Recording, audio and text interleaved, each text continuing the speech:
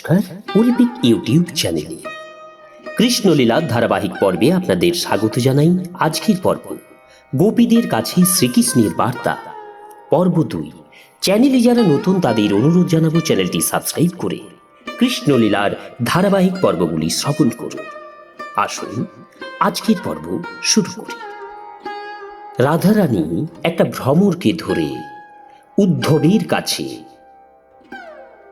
সমস্ত গোপিনীরা যখন প্রশ্ন উত্তরের পালা চাইছে, ঠিক তখন রাধারানী একটু দূরে একটি ভ্রমরকে ধরে বিড়বিড় করে সেই ভ্রমরকে কৃষ্ণের দূত হিসাবে কটাক্ষ করছে আর বলছে, আমি বুঝতে পারছি দুই পক্ষের মিলন ঘটাতে তুমি সুনিপুণ, কিন্তু তুমি জেনে রেখো তোমার উপর আমার কোনো আস্থা নেই। তোমার প্রভু ধূর্ত কৃষ্ণকেও আমি বিশ্বাস করি না। কৃষ্ণের জন্য আমরা নিজ পতি, সন্তান, স্বজন, পরিবার সকলকে ছেড়ে চলে এসেছি, অথচ এই জন্য আমাদের প্রতি কৃষ্ণের কোনো কৃতজ্ঞতা বোধ পর্যন্ত নেই। সে আমাদের নিঃসহায় অবস্থায় ত্যাগ করে চলে গেছে। তুমি কি মনে করছো তাকে আমরা আবার বিশ্বাস করব? কখনো না।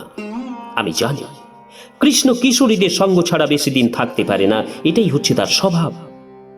কৃষ্ণের পক্ষে মথুরাপুরীতে বাস করা কষ্টকর হচ্ছে, কারণ সে এখন গ্রামের সরল নির্দোষ গোবালাদের মধ্যে নেই। অভিজাত পুরো নারীদের সখী রূপে লাভ করা তার পক্ষে কষ্টকর হয়ে উঠেছে। তার দূত রূপে তুমি হয়তো এখন এসেছো, কারণ তুমি হয়তো আমাদের সেখানে নিয়ে যেতে চাও। আমরা সেখানে যাই, তাই বা কৃষ্ণ চাইছে কেন? শুধু বৃন্দাবন মথুরাই নয়, সমগ্র জগতের রমণীকুলকে প্রলুব্ধ করতে কৃষ্ণের মতো সুনিপুণ আর কে আছে? তার অদ্ভুত মোহন হাসি এমনই আকর্ষণীয় এবং তার ভ্রুযুগলের নৃত্য এমনই কমনীয় যে স্বর্গ, মর্ত, পাতাল লোকের যে কোনো রমণীকে তা সম্মোহিত করে তোলে। দেবী মহালক্ষ্মীও তার সেবা করবার জন্য ব্যাকুল হয়ে যায়। বিশ্বের এই সব রমণীদের তুলনায় আমাদের স্থান কোথায়? আমরা অতীব তুচ্ছ, একান্তই নগণ্য। কৃষ্ণ নিজেকে খুব বদান্য ব্যক্তি বলে জাহির করছে এবং মহান মুনি ঋষিরাও তার গুণগান করেন। কৃষ্ণ যদি আমাদের প্রতি দয়া পরবশ হয়, তাহলেই কৃষ্ণের গুণাবলীর পূর্ণ সদ্ব্যবহার হবে। কারণ আমরা সকলেই পতিত, দিনহীন, কৃষ্ণের কাছে অবহেলিত। দূত, তুমি মন্দ ভাগ্য, তুমি এক নির্বোধ ভৃত্য মাত্র। কৃষ্ণের হৃদয় কত কঠোর, সে কত অকৃতজ্ঞ, তার অনেক কথাই তুমি জানো না। শুধু এই জীবনেই নয়, সে পূর্ব জীবনের এই রকমই ছিল। আমাদের পিতামহী পূর্ণমাসীর কাছ থেকে আমরা এই সম্বন্ধে সব কথাই শুনেছি। তিনি আমাদের বলেছেন, পূর্ণ জীবনে কৃষ্ণ এক ক্ষত্রিয় কুলে জন্মগ্রহণ করেছিল, তার নাম ছিল শ্রীরামচন্দ্র। সেই সময় সখা শত্রু বালিকে সে ক্ষত্রিয়োচিতভাবে বধ করার পরিবর্তে শিকারীর মতো নিহত করেছিল। শিকারী তার সুরক্ষিত গুপ্ত আশ্রয় থেকে পশুকে বধ করে, সামনে যায় না। তাই শ্রীরামচন্দ্রের মতো একজন ক্ষত্রিয়ের উচিত ছিল বালির সঙ্গে সম্মুখ সমরে যুদ্ধ করা, কিন্তু তার সখার প্ররোচনায় সে বালিকে এক গাছের আড়াল থেকে বান নিক্ষেপ করে বধ করে। এইভাবে সে ক্ষত্রিয় ধর্ম লঙ্ঘন করেছিল। এছাড়া সীতার রূপ ও লাবণ্যে মুগ্ধ হয়ে রাবণের ভগ্নী শূর্পণখার নাক এবং কানকে সে কেটে দিয়েছিল, তাকে কুৎসিত রমণীতে পরিণত করেছিল। শূর্পণখা তার সঙ্গে এক অন্তরঙ্গ সম্বন্ধ স্থাপনের প্রস্তাব করেছিল। তাই একজন ক্ষত্রিয় হওয়ায় তার উচিত ছিল শূর্পণখাকে সন্তুষ্ট করা, কিন্তু সে এমন স্বার্থপর যে সীতা দেবীকে সে কিছুতেই ভুলতে পারেনি। তাই সে শূর্পণখাকে এক কুৎসিত রমণীতে পরিণত করেছিল। সেই ক্ষত্রিয় জীবনের পূর্বে বামনদেব নামে এক ব্রাহ্মণ বালক রূপে জন্মগ্রহণ করেছিল এবং বলি মহারাজের কাছে ভিক্ষা চেয়েছিল। মহাবদান্য বলি মহারাজ তার সর্বস্ব দান করলেও বামন রূপী কৃষ্ণ এক অকৃতজ্ঞ কাকের মতো তাকে বন্দী করে পাতাল লোকে পাঠিয়ে দিয়েছিল। এমনই সে অকৃতজ্ঞ ছিল। আমরা তার সব কথাই জানি, কিন্তু অসুবিধাটা হচ্ছে এই যে এত কঠিন হৃদয় এবং নিষ্ঠুর হলেও কৃষ্ণের কথা আলোচনা থেকে বিরত হওয়া আমাদের পক্ষে খুবই কষ্টসাধ্য। শুধু আমরাই নয়, বহু সাধু সন্তরা পর্যন্ত কৃষ্ণের কথা আলোচনায় সর্বদাই মগ্ন থাকেন। এই কৃষ্ণবর্ণ বালকটির সঙ্গে আমরা গোপ বালারা আর কোনো বন্ধুত্ব রাখতে চাই না, কিন্তু কিভাবে তার কাজকর্ম নিয়ে আলোচনা এবং চিন্তা থেকে বিরত হওয়া যায় তা আমরা জানি না। শ্রীকৃষ্ণ হচ্ছেন পূর্ণ তত্ত্ব। এই জন্য তার তথাকথিত নিষ্ঠুর কাজকর্মগুলি তার করুণার মতোই আস্বাদনীয়। কোনো অবস্থাতেই গোপিকাদের মতো সজ্জন এবং মহান ভক্তগণ শ্রীকৃষ্ণকে ত্যাগ করতে পারেন না। এই জন্য শ্রী চৈতন্য মহাপ্রভু শ্রী ভগবানের উদ্দেশ্যে প্রার্থনা করে বলেছেন, হে শ্রীকৃষ্ণ, তুমি পরম স্বতন্ত্র, তুমি সর্বতোভাবে স্বাধীন, তাই তুমি আমাকে আলিঙ্গন করতে পারো বা তুমি আমাকে পদদলিত করতে পারো, তোমার যেমন ইচ্ছা তাই করো। দেখা না দিয়ে তুমি আমাকে মর্মাহত করতে পারো, তবুও তুমি আমার প্রেমের সম্পদ, আমার একমাত্র প্রাণনাথ।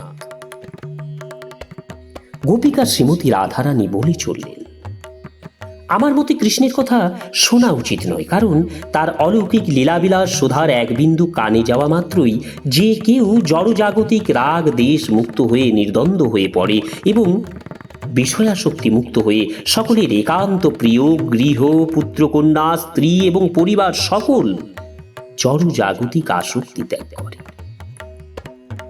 নিঃস্ব হয়ে পড়ে।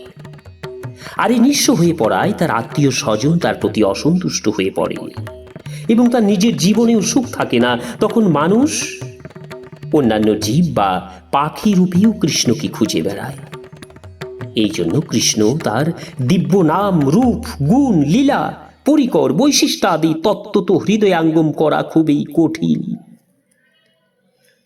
গোপিকা শ্রেষ্ঠা শ্রীমতী রাধারানী কৃষ্ণবর্ণ সেই কৃষ্ণ দূতকে বলতে লাগলেন, দয়া করে তুমি আর কৃষ্ণের কথা বলো না, বরং অন্য কোনো কথা বলা অনেক ভালো। আমাদের তো সর্বনাশ হয়েই গেছে। কালো হরিণী যেমন শিকারীর মধুর বংশীধ্বনিতে মোহিত হয়, সেই রকম আমরাও কৃষ্ণের মধুর কথায় মোহিত হয়ে বারবার তার দিব্য পদনখ কিরণকে চিন্তা করছি। আমরা তার সান্নিধ্য লাভের জন্য উত্তরোত্তর কামার্ত হয়ে পড়ছি। তাই আমার একান্ত অনুরোধ, তুমি আর কৃষ্ণের কথা বলো না।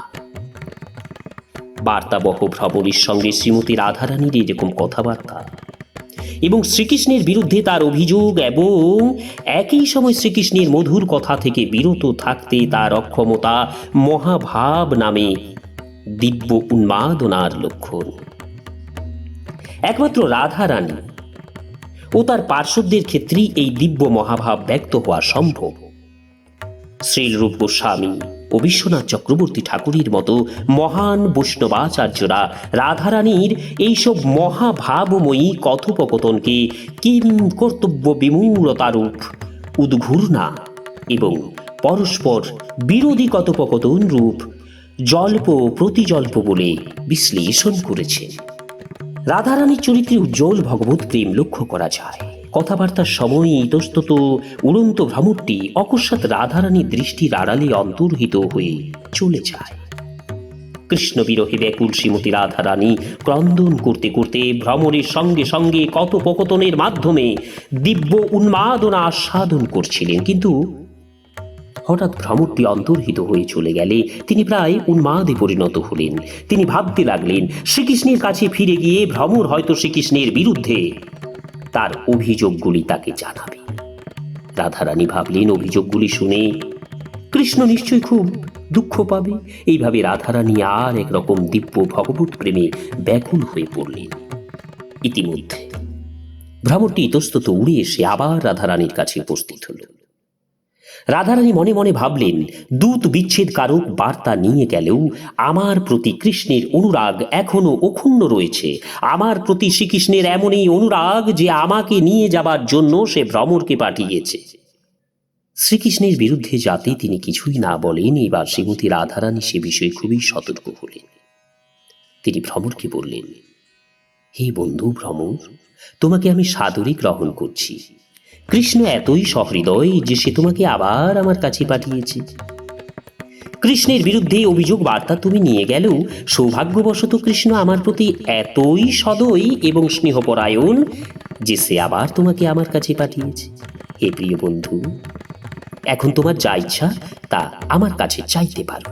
তুমি যা চাইবে তা আমি তোমাকে দেব, কারণ তুমি আমার প্রতি পরম কৃপা প্রদর্শন করেছ।